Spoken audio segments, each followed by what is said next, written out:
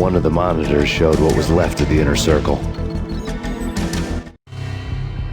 On screen, the so-called corpse of Alfred Woden stood up, miraculously waking from his dirt nap, looking smug among his dead pals. In the land of the blind, the one-eyed man is king. I didn't know how he'd pulled it off, but it was a pretty slick way to get out of all his promises.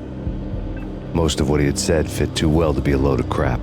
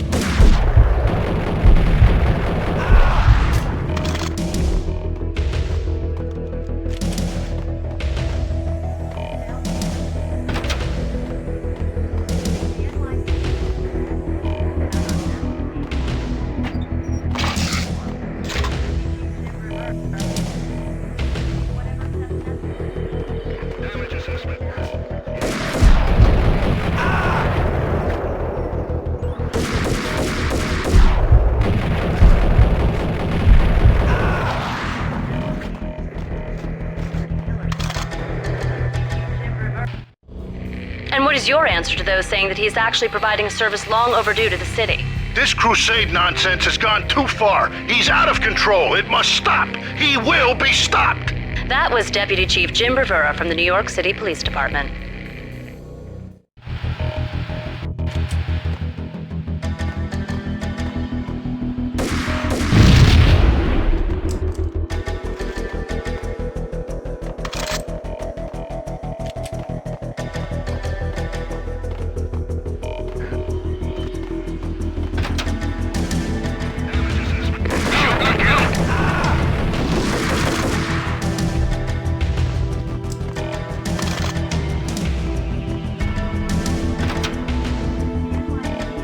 A videotape lay on the desk.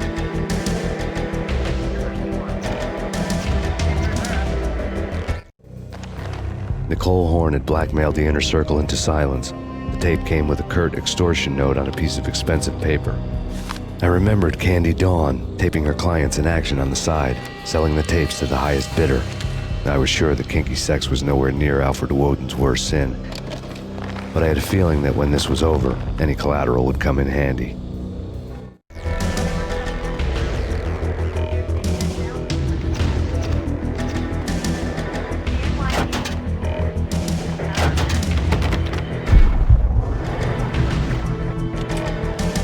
Woden had left me a present.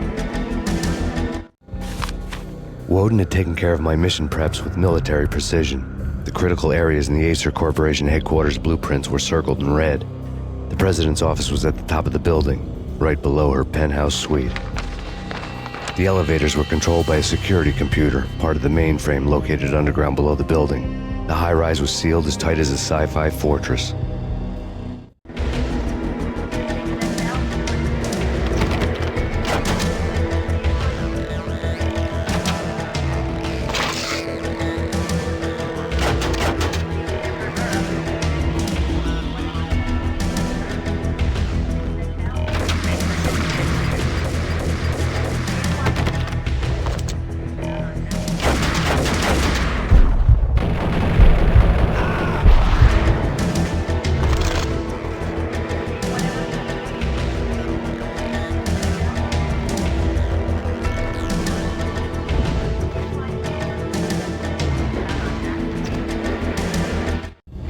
Nothing seems to stop Aesir Corporation's phenomenal victory march. Incredibly, the stocks are still rocketing. Worried experts already see a danger in the company's success. Some have gone as far as to say that Aesir Corporation is about to become an even bigger monopoly than Microsoft ever was.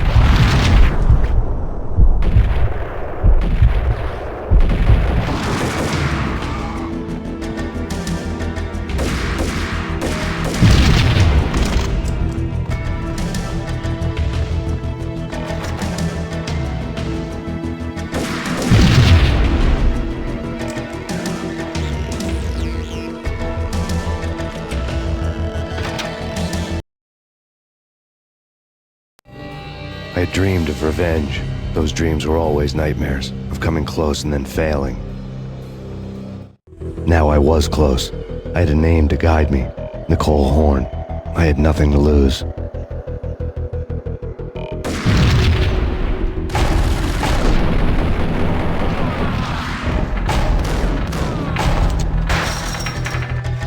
The Inner Circle had quite a track record. Project Valhalla had not been the only thing the Inner Circle had been involved in. There were rows of cabinets full of files. The Serpentine Secret Society went back a long way, always pulling strings from the shadows. I couldn't say I was sorry. Woden's move in some Byzantine power game had cut the Circle's membership roster to 1. The old man wanted me on cleanup duty. It was my mess too.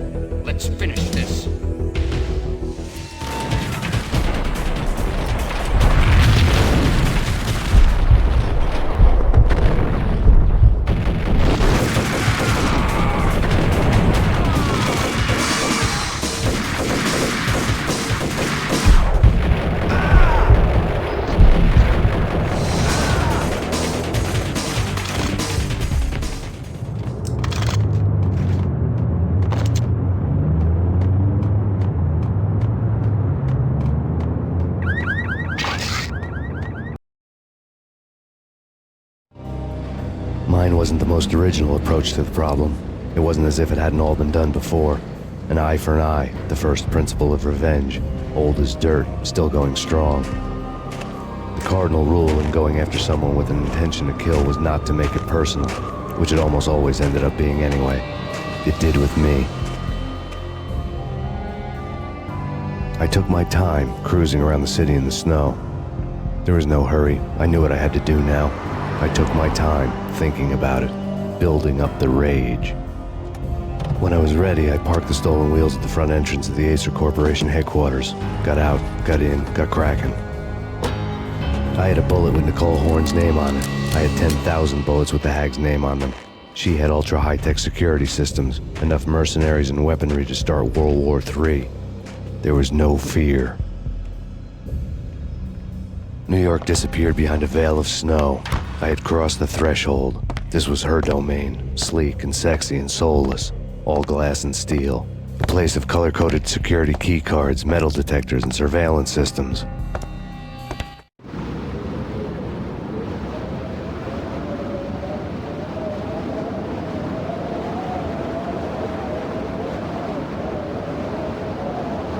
Colder than a walk-in fridge. Cold as a gun.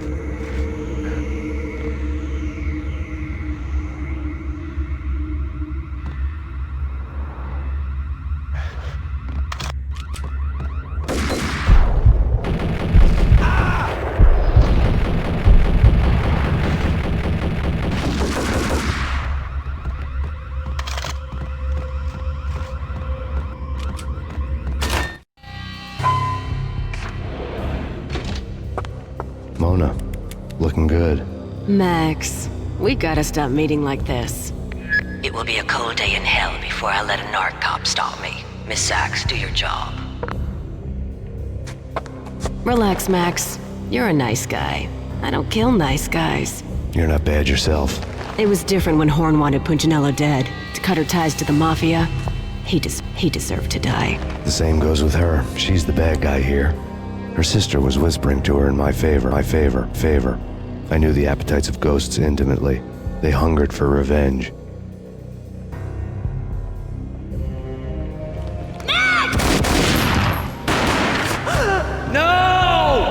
A gunshot boomed and she fell down in slow motion. She was a nice girl, not really a stone-cold killer. And now she was stone-cold dead. Like religious fanatics or loyal samurai, Horn's private army was coming at me. Send me back up.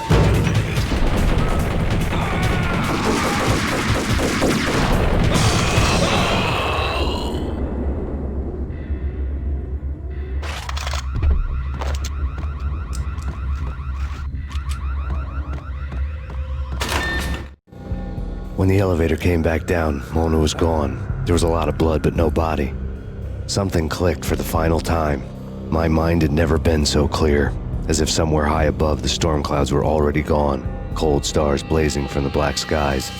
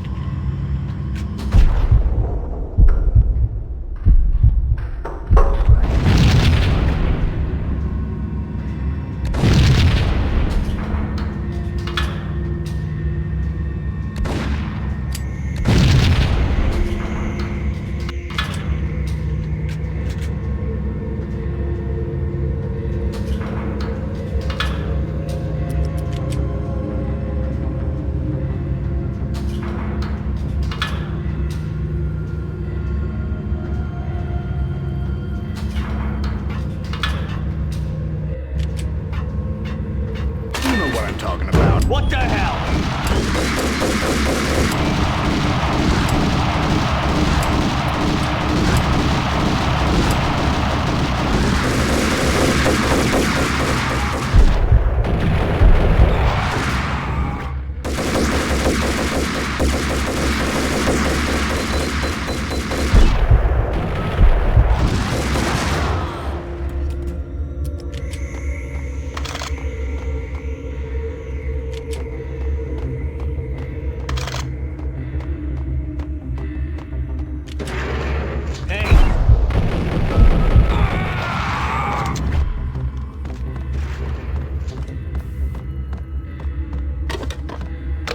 I had elevator access to the mainframe.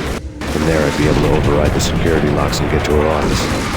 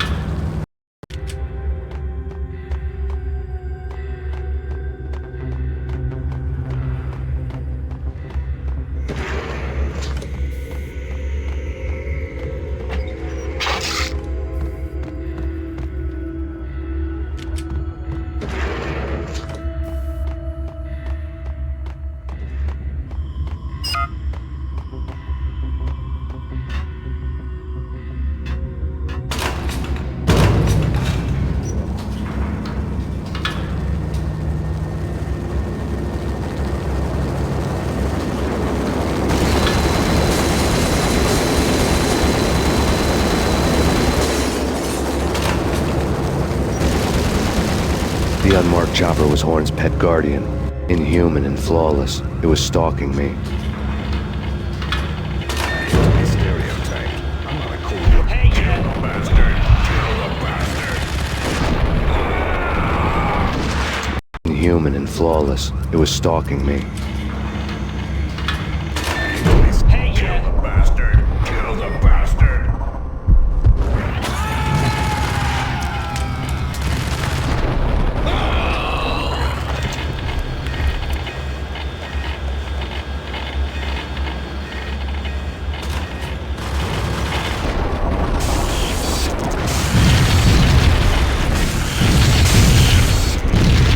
All Horn's locks were now offline. All bets were off. The elevator would take me all the way up.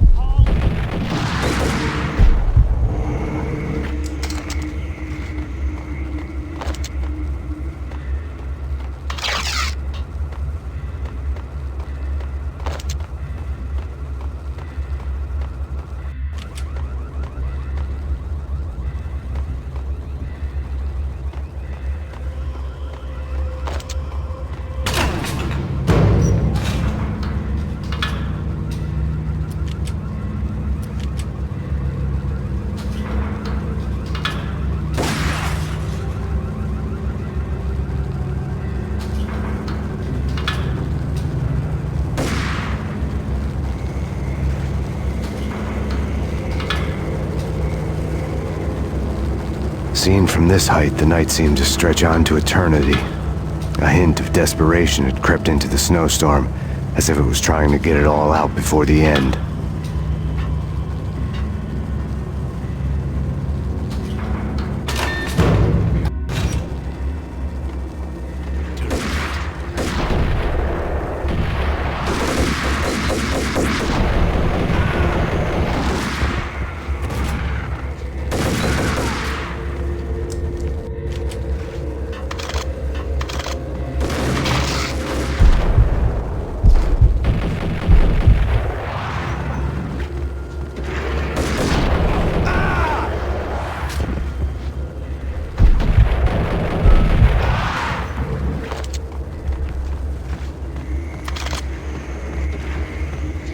Horn's personal computer was on.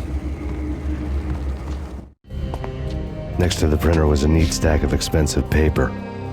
Hacking through Horn's computer would have unearthed files of criminal plans, strategies for world domination, spy helicopter reports, illegal wiretap recordings, internet porno, all of the above.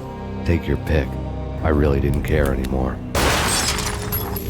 I had seen too much of it already.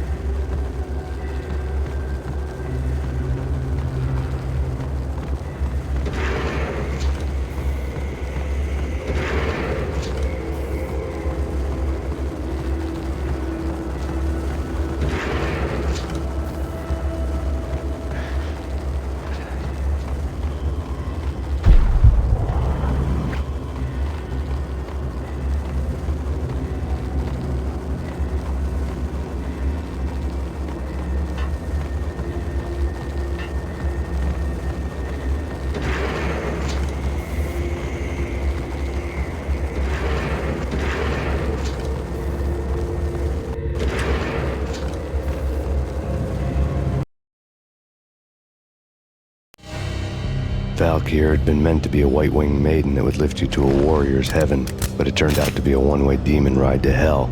The devil was in the drug. I knew. I had met him.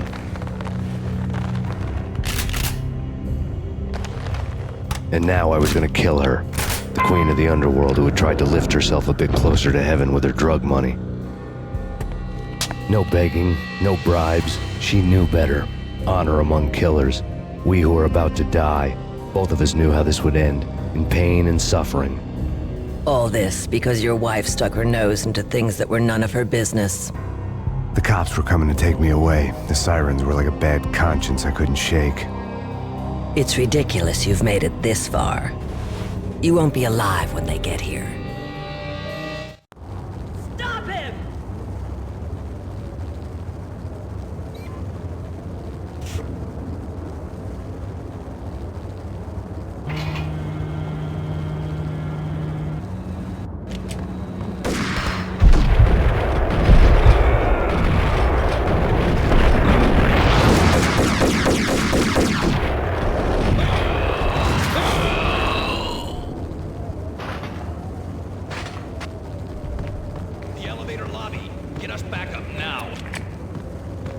Max Payne, this is futile.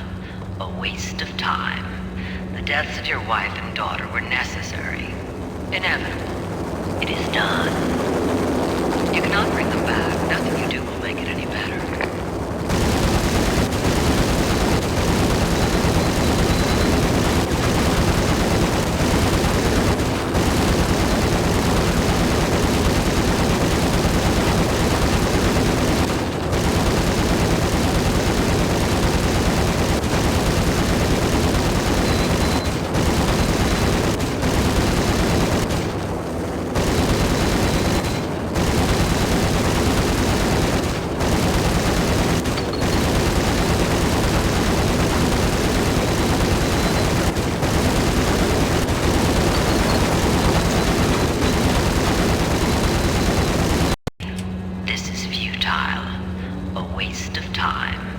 The deaths of your wife and daughter were necessary.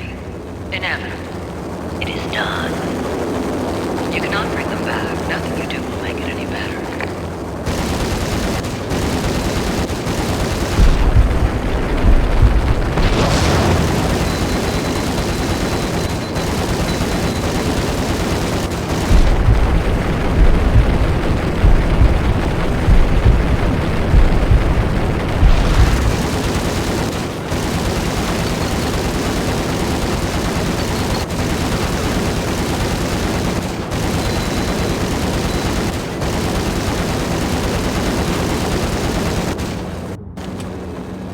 Max Payne, you are fighting a losing battle. You cannot survive this. You will die. Stop fighting. Make it easy for yourself. Accept your fate. You will die here.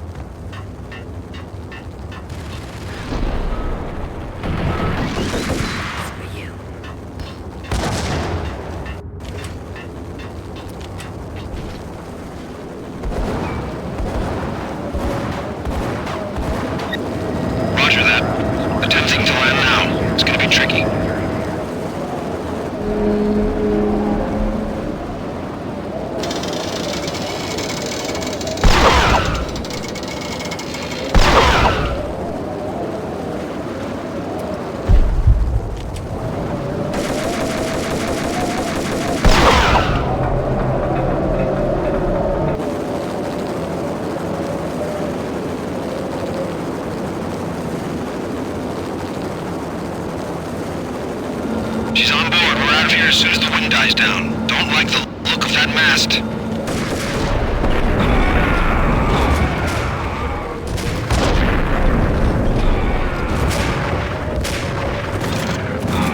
Lift off in 1 minute.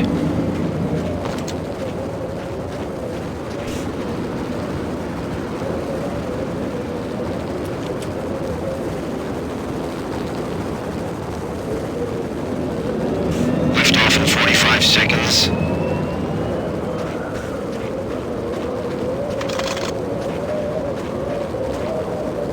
Look of that mast.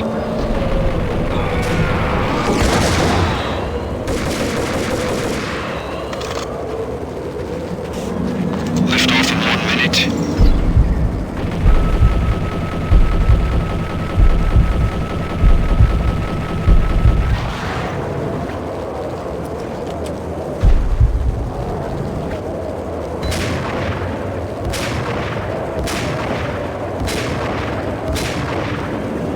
Lift off in 45 seconds.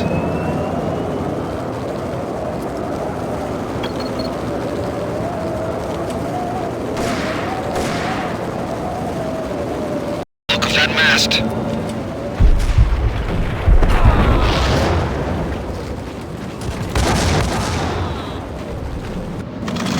Lift off in 1 minute.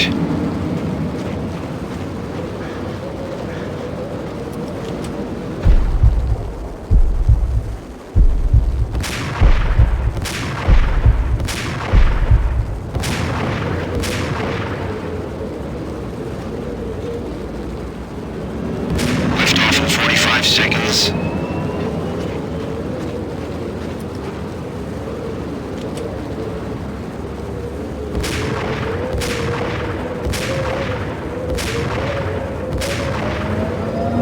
Seconds to lift off.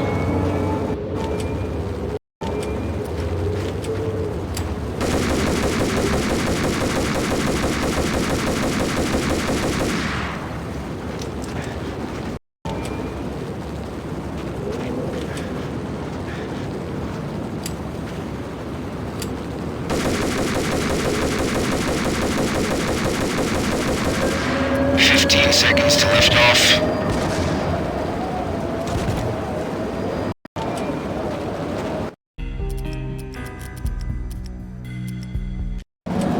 Lift off in 1 minute.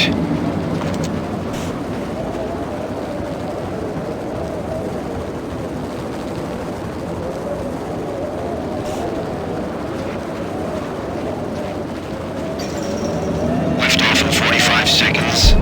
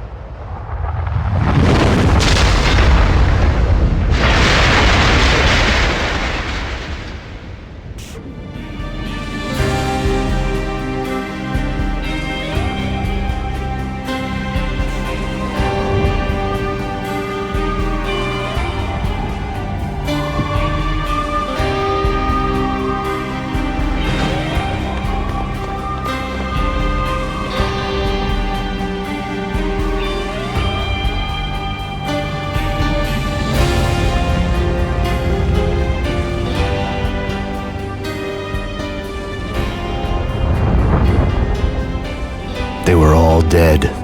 The final gunshot was an exclamation mark to everything that had led to this point. I released my finger from the trigger. And then it was all over. The storm seemed to lose its frenzy. The ragged clouds gave way to the stars above. Max Payne, this is Deputy Chief Jim Bravura from the NYPD. We've got the building surrounded. Throw down your weapons and lie down with your hands behind your head. A bit closer to heaven.